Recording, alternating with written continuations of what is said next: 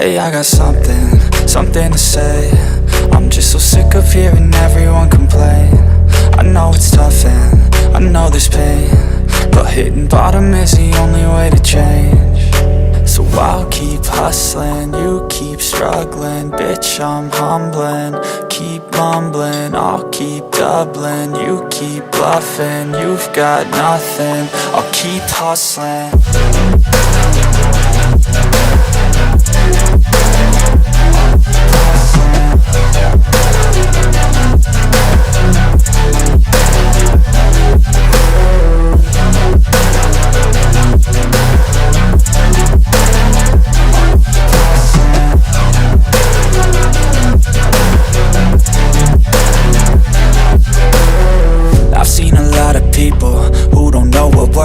I've seen a lot of people who don't know what thirst is. I've had a taste of evil and tried to cure the sickness,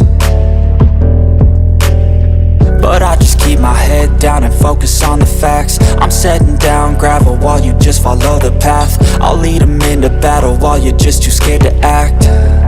I'll leave the knife right in my back. So I'll keep hustling, you keep struggling. Bitch, I'm humbling, keep mumbling. I'll keep doubling, you